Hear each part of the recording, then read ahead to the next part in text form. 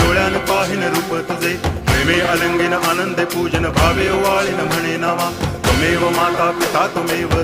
बंधुश्च सखा त्वमेव विद्या द्रविणं त्वमेव सर्वं मम देव कायेन वाचा मनसेन्द्रियैर्वा बुद्ध्यात्मना वा प्रकृति स्वभावात् करोमि यद्यत् सकलं परस्मै नारायणायति समर्पयामि अच्युतं केशवं रामनारायणं कृष्णदामोदरं वासुदेवं हरि गिरिधरं माधवं गोपिकावल्लभं जानकीनायकं रामचन्द्रं भजे हरे राम